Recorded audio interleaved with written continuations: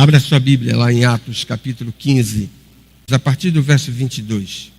Nós estamos estudando o capítulo 15 sobre o concílio, o primeiro concílio geral da igreja, o concílio de Jerusalém. Já vimos a natureza do problema, já vimos como o concílio decidiu a questão e nós vamos ver agora os desdobramentos dessa decisão a partir do verso 22. Então pareceu bem aos apóstolos e aos presbíteros, com toda a igreja, tendo elegido homens dentre eles, enviá-los juntamente com Paulo e Barnabé a Antioquia. Foram Judas, chamado Barsabás, e Silas, homens notáveis entre os irmãos, escrevendo por mão deles. Os irmãos, tanto os apóstolos como os presbíteros, aos irmãos de entre os gentios em Antioquia, Síria e Cilícia, saudações. Visto sabermos que alguns que saíram de entre nós sem nenhuma autorização, vos têm perturbado com palavras, transtornando a vossa alma, pareceu-nos bem, chegados a pleno acordo, eleger alguns homens e enviá-los a vós outros com os nossos amados Barnabé e Paulo, homens que têm exposto a vida pelo nome de nosso Senhor Jesus Cristo. Enviamos, portanto, Judas e Silas, os quais pessoalmente vos dirão também estas coisas. Pois pareceu bem ao Espírito Santo e a nós não vos impor maior encargo além destas coisas essenciais, que vos abstenhais das coisas sacrificadas a ídolos, bem como do sangue de carne de animais sufocados e das relações sexuais ilícitas. Destas coisas fazeis bem, se vos guardardes. Saúde. Os que foram enviados desceram logo para Antioquia e, tendo reunido a comunidade, entregaram a epístola. Quando a leram, sobremaneira se alegraram pelo conforto recebido. Judas e Silas, que eram também profetas, consolaram os irmãos com muitos conselhos e os fortaleceram. Tendo-se demorado ali por algum tempo, os irmãos os deixaram voltar em paz aos que os enviaram. Mas pareceu bem a Silas permanecer ali. Paulo e Barnabé demoraram-se em Antioquia, ensinando e pregando com muitos outros a palavra do Senhor. Vamos orar? Deus eterno, mais uma vez queremos te agradecer pela bênção de estar aqui na tua casa, te prestando culto, te oferecendo a nossa adoração, o nosso louvor, glorificando o teu nome, aquilo que não poderíamos fazer para mais ninguém. Queremos te agradecer por este dia santo, dia separado pelo Senhor, para que pudéssemos observá-lo, guardá-lo convenientemente, para que nos dedicássemos mais devotadamente às coisas espirituais. Muito obrigado pela bênção de ter a tua palavra. Obrigado também pela chegada dessas crianças no seio da tua igreja, com saúde. E obrigado também porque o Senhor tem abençoado cada mãe com uma boa recuperação da experiência do parto, que sempre traz uma série de apreensões. Pedimos que o Senhor abençoe também as demais gestantes, para que possam ter um restante de dia, dos dias que antecedem o parto, da melhor maneira possível, gozando de saúde e esperando naquele grande dia poder receber nos braços os seus filhos e te agradecer pela tua misericórdia renovada, nos concedendo as bênçãos, essas bênçãos maravilhosas que são nossos filhos. Queremos também orar pelos nossos jovens que estão se preparando para ir fazer a segunda prova do Enem. Pedimos a tua bênção sobre eles, que eles possam ter tranquilidade, que o teu Espírito produza aquela quietude necessária para que eles possam lembrar daquilo que estudaram e fazer a prova com competência, para que tenham expectativa da aprovação na universidade que escolheram para cursar, no curso da preferência de cada um. Nos abençoa durante esse dia e abençoa o nosso coração também. Em nome do Senhor Jesus. Amém. Numa breve leitura desse capítulo 15, você vai chegar à conclusão de que as decisões daquele primeiro concílio, elas tiveram um desdobramento, tiveram resultados extremamente positivos.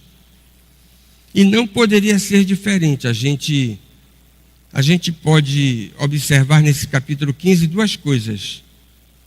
A primeira coisa é que as autoridades da igreja conseguiram discernir o mérito da questão. Quando nós erramos no discernimento do mérito da questão, fatalmente nós vamos errar na solução. Porque um mau diagnóstico vai levar você a um remédio equivocado. Isso é elementar. Meu caro Watson já diria certamente o famoso detetive inglês, né? Então precisamos acertar no mérito. Mas preste atenção, nós precisamos acertar na forma. E essa é outra coisa que a Bíblia nos impõe, nos exige. E você vai ver que aqueles oficiais, aquelas autoridades da igreja primitiva, elas adotaram os meios divinamente instituídos para que as questões envolvendo a problemática com os judaizantes pudessem ser resolvidas da forma adequada, de acordo com a vontade de Deus. Nós não podemos errar no discernimento do mérito, não podemos errar também na forma. Mas aqui tem uma coisa muito interessante. Você vai ver ao longo da história da igreja, a própria igreja deixando de acertar no tratamento das suas questões. Muitas vezes aprovando heresias, não é? Basta citar aquilo que foi decidido no Concílio de Trento, no século XVI, muitas vezes condenando inocentes. Basta lembrar dos 3 pré-reformadores, John Hussey, John Wycliffe e Jerônimo Savonarola. Bastam esses 2 exemplos para você ver que a igreja, ao longo da história, lamentavelmente protagonizou escândalos, muitos escândalos na própria história do mundo. Isso, lamentavelmente, depõe contra a fé cristã, né? A igreja cristã errando nessas questões. Aqui, nós temos o primeiro concílio da igreja que se realizou em Jerusalém como um modelo para a igreja de todos os tempos. E você vai ver que existem 4 esferas que nós podemos considerar, onde nós temos os reflexos positivos, resultados excelentes nessas 4 esferas. A primeira esfera é a esfera da igreja de Jerusalém. Olha lá. O que é que a gente pode dizer com relação à igreja de Jerusalém? A gente pode dizer que essa igreja foi honrada, mas ela também recebeu uma correção. Olha lá. E esse é o contraste singelo que a gente nota na realização daquele primeiro concílio.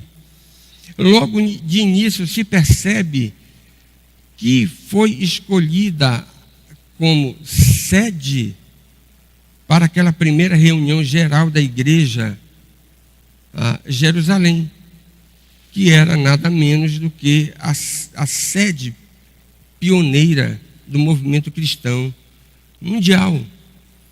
E é muito interessante notar que Jerusalém foi escolhida, mesmo tendo Lucas já mostrado para os seus leitores que o centro de radiação da fé cristã já tinha se deslocado para Antioquia. Esse é o detalhe que você tem a partir do capítulo 13. O centro de radiação do evangelho não é mais Jerusalém. Jerusalém ficou para trás. Mas aqueles irmãos de Antioquia, apesar de serem uma igreja independente, eles não agiram presunçosamente dizendo: nós vamos resolver aqui. Eles humildemente recorreram à sede principal da igreja onde estavam os apóstolos, a maioria dos apóstolos. É o que você tem aí. Mas, por outro lado, apesar da igreja de Jerusalém ter a sua autoridade afirmada ao ser escolhida como sede daquele primeiro concílio,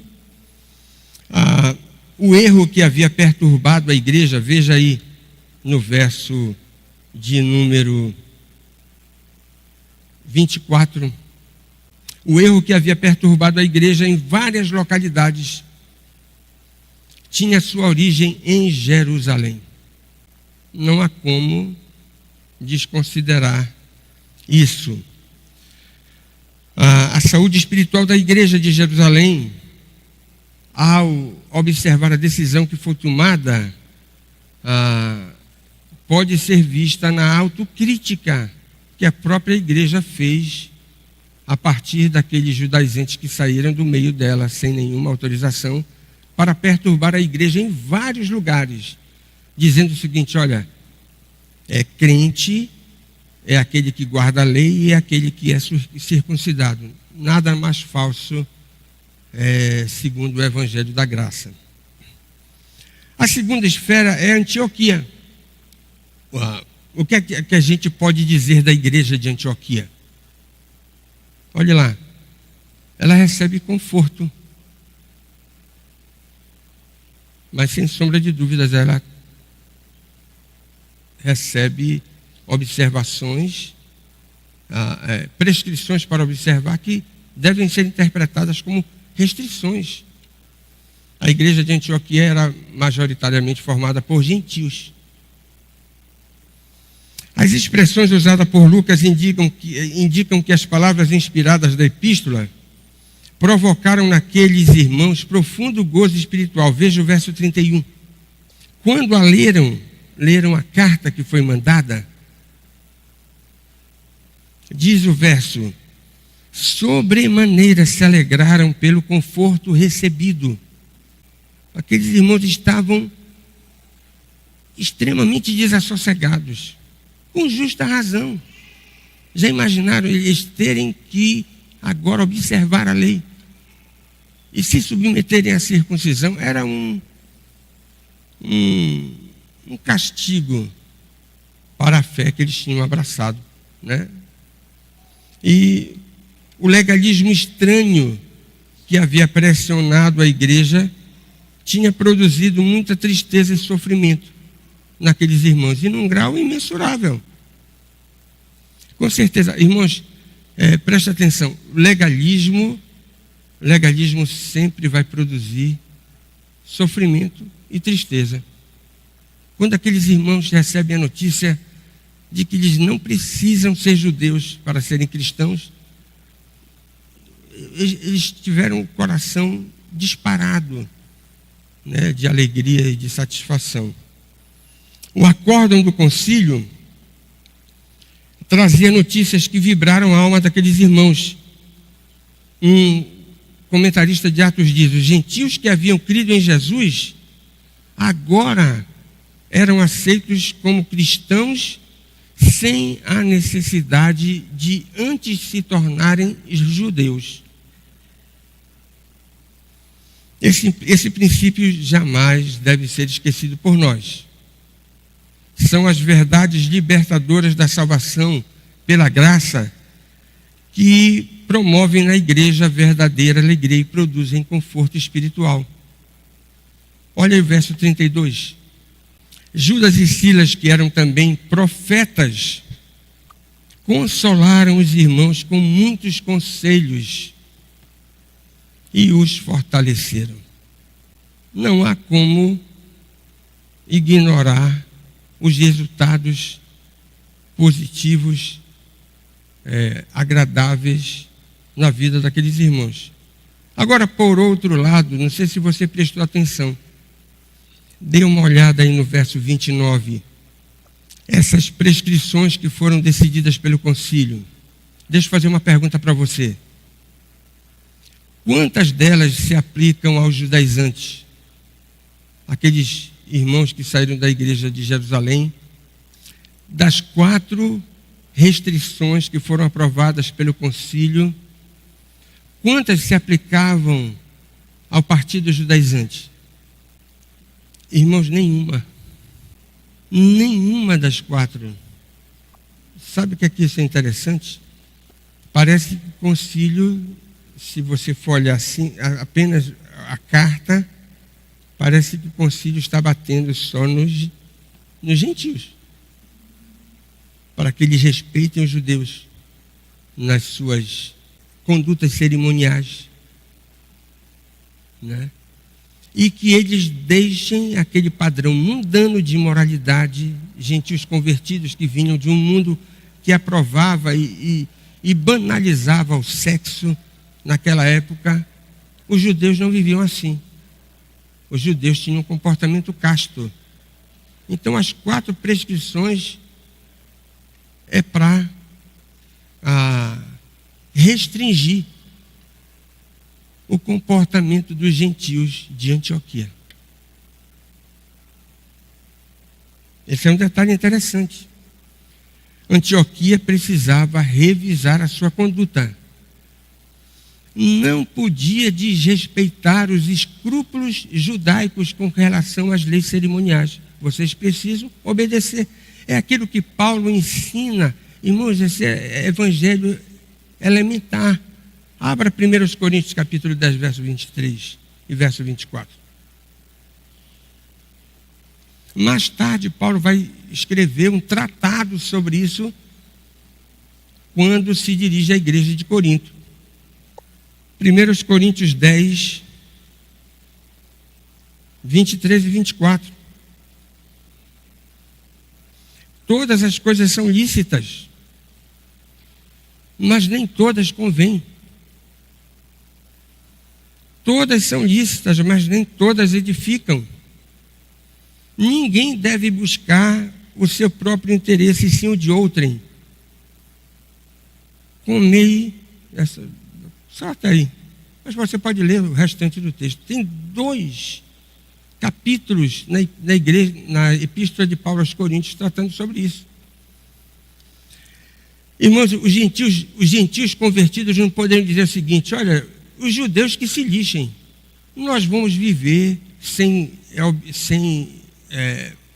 dar atenção para esses escrúpulos judaicos. Você não pode fazer isso. Você é crente e você tem que respeitar a consciência alheia. É isso que você tem aqui nessa decisão do Concílio de Jerusalém. Sabe por quê? Se eles não respeitassem isso, a unidade da igreja se quebraria. Eles não tinham por que guardar essa... O apóstolo Paulo diz em 1 Coríntios: olha, isso, comida e bebida, não é isso que recomenda ninguém. Mas por causa da consciência alheia, eu preciso me comportar desse jeito. A unidade estava em jogo. Sabe qual é a segunda coisa? Se os gentios não revisassem a sua conduta, não poderiam sentar na mesma mesa para comungar com aqueles que observavam essas regras cerimoniais. Você tinha a unidade da igreja comprometida e a comunhão impossibilitada. Foi por isso que o concílio bateu na cabeça dos gentios convertidos, mas bateu na cabeça também dos judaizantes, dizendo: vocês não podem obrigar ninguém a observar a lei e a passar pelo rito da circuncisão. Que coisa interessante, né? Num lado, no outro. Mas, irmãos, olha, igreja de Jerusalém, né? Igreja de Antioquia. Bora pensar agora na igreja maior daqueles dias, porque o problema não estava apenas circunscrito na igreja de Jerusalém e na igreja de Antioquia. Você observa aqui na carta, você tem aí as igrejas de Antioquia, Síria, Cilícia. Havia uma extensão maior que precisava ser pensada. Então vamos lá, a igreja primitiva, ela é preservada e orientada. Irmãos, há duas repercussões positivas daquela decisão conciliar que merecem ser destacadas aqui. Uma repercussão imediata e uma repercussão remota, pensando na igreja primitiva. Olha lá que coisa interessante. Primeira, sabe qual é a repercussão imediata da decisão do concílio, daquele primeiro concílio de Jerusalém?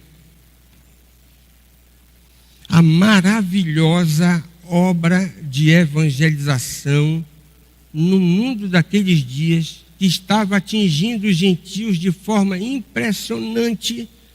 Essa obra maravilhosa vai continuar. Primeira repercussão. Não é sem razão que você tem no verso 35 aí, olha lá. Como é que Lucas termina esse passo das Escrituras, essa perícope aí? Veja o verso 35. Ele diz: Paulo e Barnabé continuaram ensinando e pregando com muitos outros a palavra do Senhor. Agora, olha lá, se o concílio de Jerusalém não tivesse tomado a decisão que tomou, se o evangelho fosse estreitado, como queriam os judaizantes, eles não poderiam mais pregar. Você já imaginou? Paulo e Barnabé não poderiam mais pregar. Porque eles jamais iriam pregar que para ser um crente verdadeiro, o camarada tinha que guardar a lei e se circuncidar. Como é que esses homens iam pregar isso? A mensagem era da livre graça de Deus que deveria ser oferecida aos gentios. E o concílio precisava decidir que esse era o rumo, essa era a rota. Mas isso não seria o pior. Já imaginaram Paulo e Barnabé? Olha, vocês não podem mais pregar porque vocês pregam que os gentios eles são reconhecidos como crentes sem a observância da lei, sem a circuncidão. Tudo bem, os dois não pregam mais. Mas o pior, sabe o que seria? Veja aí a partir do verso de número 36. As duas viagens missionárias provavelmente não teriam acontecido. Porque as duas viagens missionárias nada mais são do que a consolidação do trabalho e a ampliação da pregação do evangelho para os gentios. Se Paulo e Barnabé não podiam mais pregar, então não teria mais viagem missionária. E você já imaginou o prejuízo disso? É incalculável.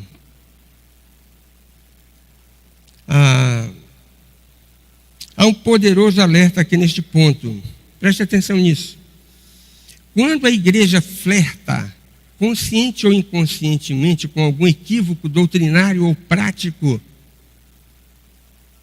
ainda com as melhores intenções, ela trava a obra de evangelização no mundo.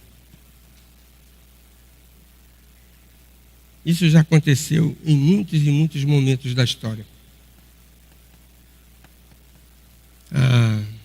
Eu poderia citar aqui inúmeros exemplos, mas vou citar um.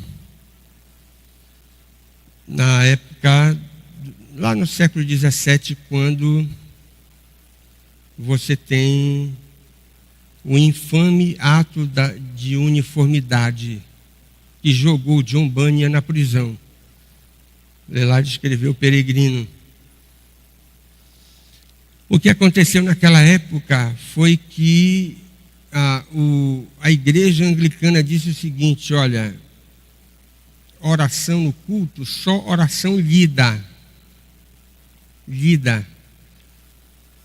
Por que só oração lida? Você tem alguma suspeita? Porque se deixar alguém orar espontaneamente, com liberdade, se alguém pode dizer alguma coisa desconfortável no meio da oração, né? Pode, entre aspas, profetizar. Então, para que isso seja evitado, oração lida.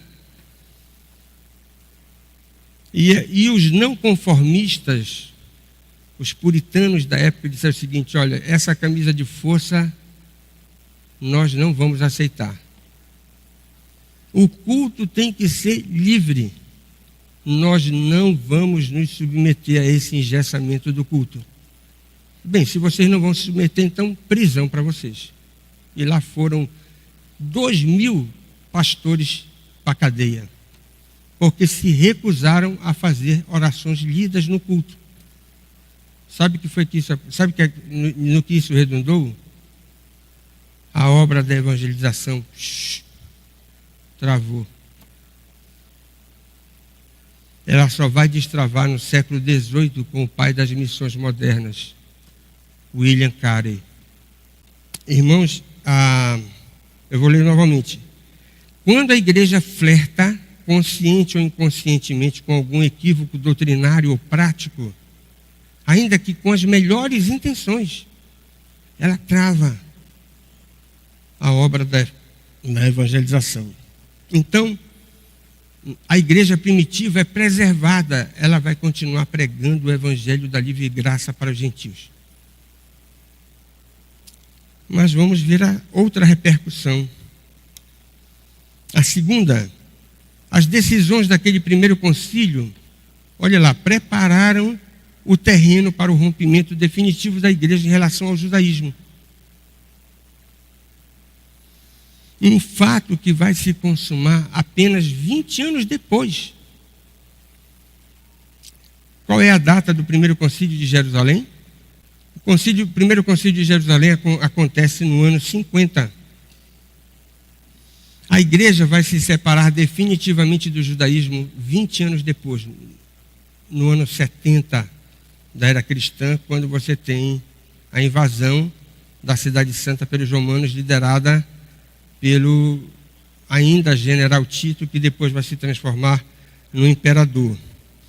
Nessas 2 décadas, olha o que vai acontecer. Muitos apóstolos vão morrer.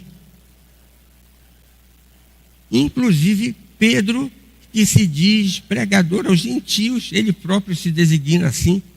Ele vai morrer provavelmente no ano 67 da era cristã, 3 anos antes da destruição de Jerusalém. E o apóstolo Paulo vai morrer no ano 68, no ano seguinte, 2 anos antes da destruição de Jerusalém. Aí olha que a gente pode... Muitos apóstolos vão morrer durante esse período de 20 anos. A maioria. Mas não tem problema. Porque o evangelho da livre graça de Deus já está preservado. E quem preservou a liberdade dos gentios se converterem sem essas imposições foi o primeiro concílio de Jerusalém, aqui de Atos 15. Pode morrer Paulo, pode morrer Pedro, pode morrer João, pode morrer Tiago, pode morrer todo mundo. A igreja salvou o evangelho. E agora, no ano 70, ela vai se descolar do judaísmo. Porque, preste atenção, a igreja cristã não era um partido judaizante batizado. Não pode ser. A igreja cristã é o novo Israel. E para ser o novo Israel, ela tinha que se descolar do judaísmo. Não poderia ser entendida como, muitas vezes era interpretada como mais um partido judaico.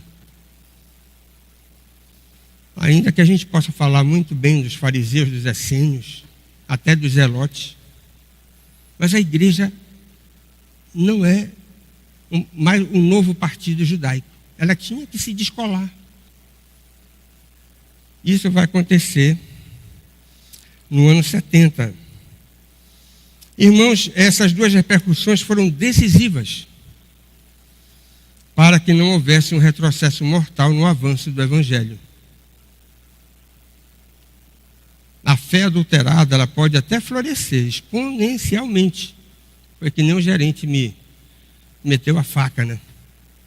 E acontece essa história aqui. Se a doutrina da igreja presbiteriana é tão boa, por que ela não cresce de forma exponencial? Pois é. E ele era de uma denominação, ele deixou a igreja presbiteriana para uma outra denominação, não vou nem citar o nome. Eu digo, pois é, né?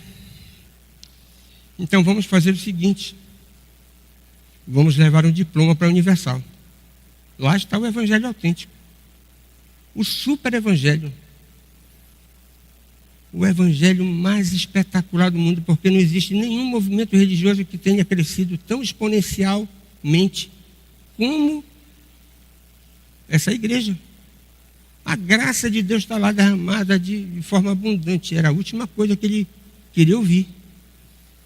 Então, a fé adulterada, ela pode até crescer exponencialmente. Mas preste atenção, se isso acontecer, você não vai ver a glória de Deus lá. Essa é a diferença.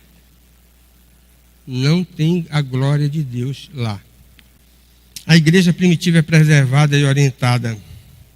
Mas preste atenção, aprove a Deus agir através do Espírito Santo para que Lucas escrevesse o livro de Atos e nós tivéssemos o capítulo 15 para a nossa instrução. E eu comecei dizendo que Atos 15 é um modelo para a igreja de todos os dias, todos os tempos. E o que é que a gente pode dizer a respeito dessa igreja? A igreja cristã de todos os tempos recebe orientação, direcionamento, foco. Todas as denominações e igrejas locais deveriam procurar seguir as orientações que aparecem aí nesse capítulo clássico. Lamentavelmente, em nome da tradição já enraizada, já dizia Jonathan Edwards, irmãos, a tradição é um problema, muitas vezes, para a própria igreja. E em muitos segmentos do protestantismo moderno, os conselhos que você tem, conselhos inspirados aqui de Atos 15, são vergonhosamente desprezados. E isso em nome da praxe denominacional. Você prefere ficar com a praxe denominacional e abandonar o modelo escriturístico. Não é verdade? Não acontece isso assim? E a pessoa ainda diz o seguinte, olha, só a escritura. Como só a escritura? Por que você defende só a escritura? Se na hora de abraçar o ensinamento inspirado das escrituras, você prefere a praxe. Me explica uma lógica, essa lógica. Não consigo entender. E olha que coisa interessante. A polêmica com os judaizantes tem um antecedente razoável, notável, cujo valor para a igreja cristã é incalculável. Foi em decorrência dessas dificuldades que o apóstolo Paulo escreveu nada menos do que a Epístola aos Gálatas. Escreva na sua Bíblia, abaixo do título, Epístola aos Gálatas, a carta da liberdade cristã. Uma epístola às igrejas estabelecidas por ocasião da primeira viagem missionária. Diz o comentarista o seguinte: ele aditou durante o auge dessa crise teológica, antes do concílio resolvê-la. Preste atenção que você precisa discernir isso. Nem todo mundo concorda com essa opinião. Paulo escreveu a carta aos Gálatas, conhecida como a Carta da Liberdade Cristã, antes das decisões tomadas pelo Concílio de Jerusalém no ano 50. Por que a gente pode assegurar isso? Por uma razão muito simples. Porque se Paulo tivesse já as decisões do Concílio de Jerusalém, você acha que ele deixaria de citar essas decisões na carta que escreveu para aquelas igrejas que estavam sendo perturbadas pelos judaizantes? Claro que não, óbvio. E é por isso que a carta aos Gálatas é datada antes de 50, que foi o ano em que aconteceu o primeiro concílio de Jerusalém. Ele a escreveu provavelmente durante a viagem. Ele próprio não escreveu, porque ele ditava todas as suas cartas. Provavelmente durante a sua viagem para o concílio que se realizou lá em Jerusalém. Durante a resolução do conflito, e eu queria destacar isso aqui, emergem alguns critérios de autoridade que a gente merece considerar. Dê uma olhada aí, a partir do verso de número 30. Veja se você consegue discernir alguns critérios de autoridade que nós devemos observar na resolução de questões, problemas, conflitos, dúvidas no meio da igreja. Consegue observar aí? Primeiro critério de autoridade. Primeiro, são os oficiais da igreja os responsáveis pelo ajuizamento e deliberação a respeito do problema. Correto? O corpo principal da carta, olhe lá, deixou claro, Howard Marshall, que faz esse comentário, que quaisquer pessoas que tivessem ido de Jerusalém para Antioquia, defendendo a circuncisão dos convertidos gentios, não eram, de modo algum, representantes oficiais da igreja. Isso está dito com todas as letras aí, no verso de número 24.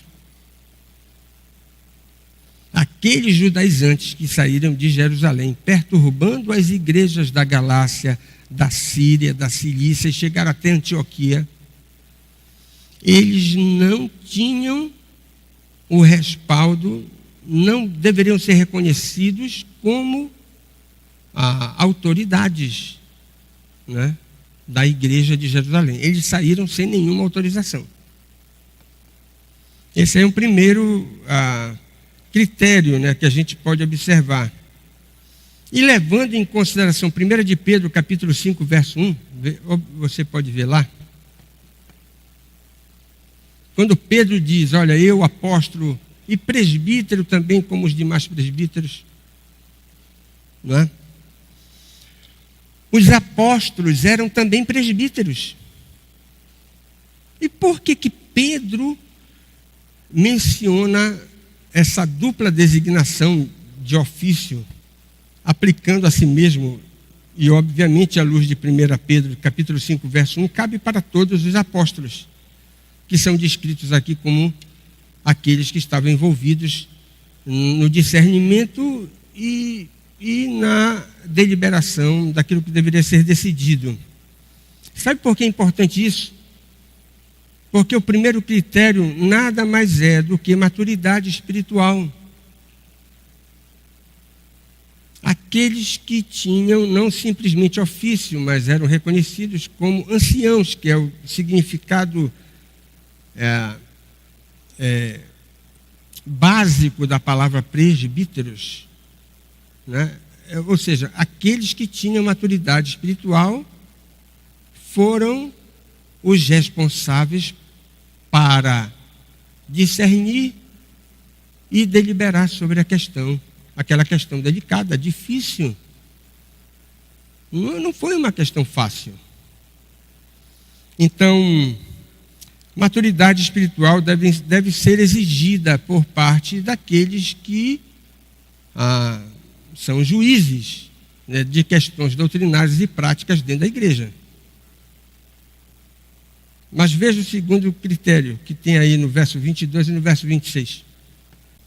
Irmãos, experiência de vida. A experiência de vida aparece como um elemento saliente na autoridade daqueles delegados que foram escolhidos pela igreja. Ou estou errado? Olha o que diz o verso 2. Homens notáveis entre os irmãos. Mais ainda, sobre Barnabé e Paulo, Lucas observa: homens que têm exposto a vida pelo nome de nosso Senhor Jesus Cristo. Está aí no verso 26. Deixa eu ser bastante pastoral aqui. Bastante pastoral. Irmãos, sou estranho.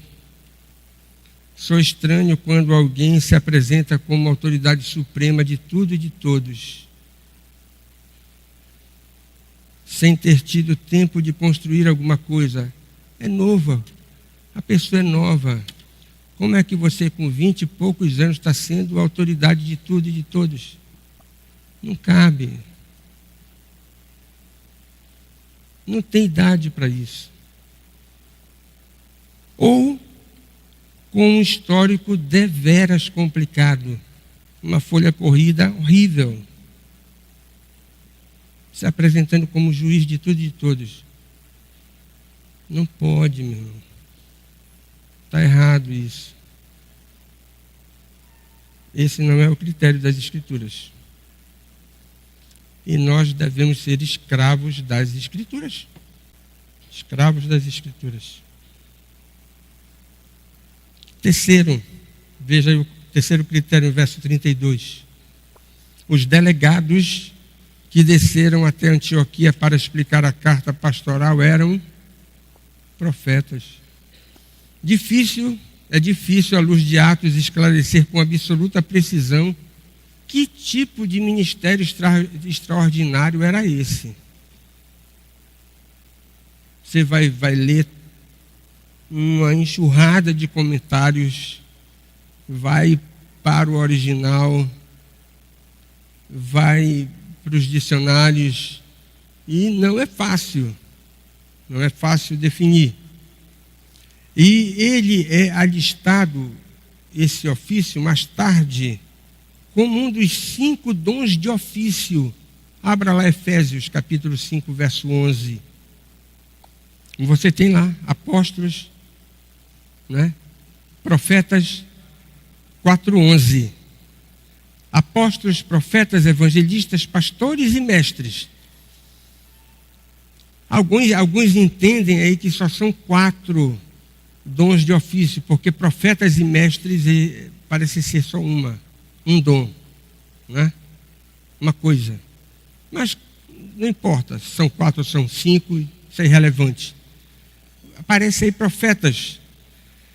Irmãos, sem voltar para aquele estudo que a gente já teve aqui sobre dons espirituais, parece ser suficiente destacar que o que Lucas está dizendo é que aqueles homens que foram escolhidos como delegados preste atenção, não foram Barnabé e Paulo os responsáveis por explicar a epístola do concílio, o acórdão, lá na igreja de Antioquia. A responsabilidade coube para esses profetas. Paulo e Barnabé ficaram de lado. Eles foram responsabilizados. O que Lucas está querendo descrever aqui é que aqueles homens tinham uma capacidade carismática distintiva dos irmãos comuns, fruto de uma concessão graciosa do Espírito Santo que era reconhecida pela igreja e que os fazia como canais autorizados da revelação divina através do ministério ordinário da pregação. Você vai ver os comentaristas mais conservadores dizendo que profetas são aqueles que estão responsabilizados pelo querigma, pela pregação da palavra. Veja em 1 Coríntios capítulo 14, verso 3, quando Paulo nos dá uma definição de profeta. Profeta é aquele que fala da parte de Deus para os homens. Mas ele faz o quê? Edifica. Ele faz o quê? Chama para o lado. Não é ralhar, é chamar para o lado, exorta. Então o pregador tem que chamar para o lado também, é a função dele. E mais ainda, consolar. Essas são 3 funções clássicas da pregação. Na pregação que não edifica, não apresenta princípios espirituais através dos quais nós possamos viver de forma correta, não é pregação. Não é? Pregação que também não corrige, não é pregação. Pregação que não traz consolo, não é pregação. É o conceito elementar que você tem aí em 1 Coríntios capítulo 14, verso 3. E, irmãos, isso está de acordo. Preste atenção que eu, de propósito, deixei de lado um critério subjetivo importantíssimo que aparece aí. Veja o verso 28. Pois pareceu bem a nós, pois pareceu bem ao Espírito Santo e a nós. Claro que a decisão do Concílio de Jerusalém tinha sido inspirada pela terceira pessoa da Trindade. Mas essa característica subjetiva, esse elemento de autoridade subjetivo, ele vai se refletir nas esferas objetivas da vida da igreja. Você não pode ter um elemento extraordinário em dissintonia, ou fora de sintonia com o elemento ordinário. Essas duas coisas, elas funcionam de forma harmônica. É o que você tem aí no verso de número 28.